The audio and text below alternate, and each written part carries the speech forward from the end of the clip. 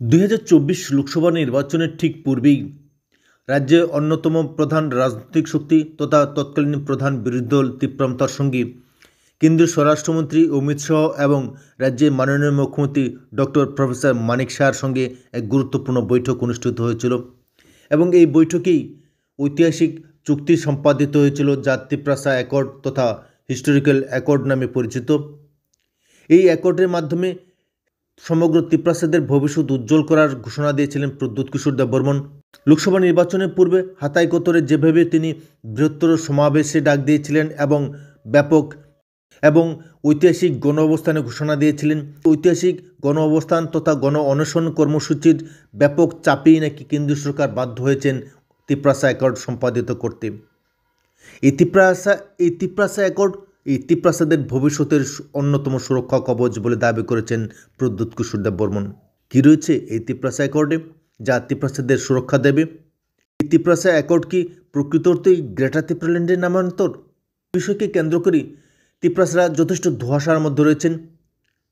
এর যে 14 লক্ষ জনজাতি অংশের মানুষের ভবিষ্যৎ সুরক্ষার জন্য প্রদ্যুৎ কিশোর দেববর্মন নিজেকে শেষ কর্তা হিসেবে দাবি করেন এবং সেই লক্ষ্যে তিনি এর যে তিপ্রাসাদের জন্য গ্রেটার তিপ্রাল্যান্ডের দাবিকে সামনে রেখেই তিপ্রামতা দল সৃষ্টি করেছিলেন। কিন্তু একের পর এক রাজনৈতিক সাফল্য অর্জন করলেও এর যে 14 লক্ষ তিপ্রাসার জন্য তিনি ঐতিহাসিক গ্রেটার তিপ্রাল্যান্ডকে সম্পাদিত করতে পেরেছেন। গ্রেটার তিপ্রাল্যান্ড ইস্যুকে কেন্দ্র করেই তিনি কেন্দ্রীয় সরকারের সঙ্গে গুরুত্বপূর্ণ বৈঠকে মিলিত হয়েছিলেন, কিন্তু সেখানে সম্পাদিত হয়েছে তিপ্রাসা অ্যাকর্ড।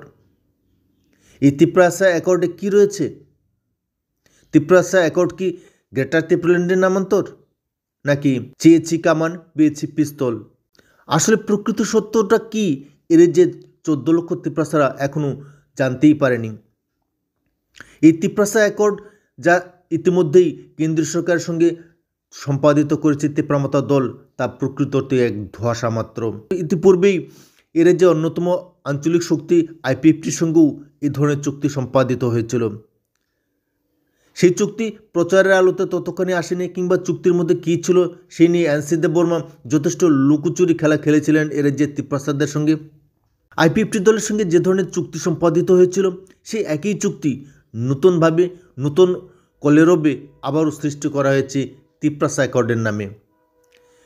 আইপিএফটি দলের সঙ্গে যে চুক্তি সম্পাদিত হয়েছিল সেখানেও এর যে 14 লক্ষ তিপ্রাসার অর্থনৈতিক, সামাজিক, রাজনৈতিক প্রতিটি ক্ষেত্রেই ব্যাপক উন্নয়ন, কেন্দ্রীয় সরকার থেকে সরাসরি ফান্ডিং, এডিসির হাতে অধিক ক্ষমতা, এই সমস্ত বিষয় অন্তর্ভুক্ত ছিল। তিপ্রামতা সুপ্রিম প্রদ্যুৎ কিশোর দেববর্মন যে তিপ্রাসা অ্যাকর্ড নামে চুক্তি সম্পাদিত করেছেন তাতে কি অতিরিক্ত কোনো বিষয় ছিল? এবং এই বিষয় নিয়ে তিপ্রাসাদের যেভাবে আবেগের মধ্যে ভাসানো হয়েছিল সেই আবেগ আজ ক্রমশই ফানুস হতে যাচ্ছে। আইপিএফটি দল যেভাবে তিপ্রামতার পূর্বেই কেন্দ্রীয় সরকারের সঙ্গে চুক্তি সম্পাদিত করেছিল, আজও কেন্দ্রীয় সরকার তিপ্রামতাকে ঠিক একইভাবে ললিপপ দেখিয়ে মুখ বন্ধ করতে সমর্থ হয়েছেন। তিপ্রামতা সুপ্রিম প্রদ্যুৎ কিশোর দেববর্মন কেন্দ্রীয় স্বরাষ্ট্রমন্ত্রীর রাজনৈতিক এবং প্রশাসনিক কূটকৌশলের ফাঁদে পা দিয়ে এর যে তিপ্রাসাদের ধোঁকা দিয়ে বোকা বানাচ্ছেন বলে অভিযোগ উঠেছে।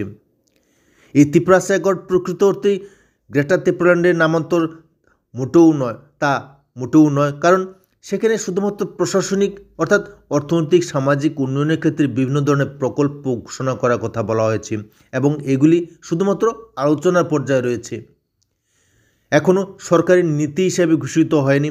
তাই স্বাভাবিকভাবেই এই তিপ্রাসা অ্যাকর্ড নামে যেভাবে এর যে তিপ্রাসাদের বোকা বানানো হচ্ছে, তা এক ঐতিহাসিক দলিল হয়ে থাকবে।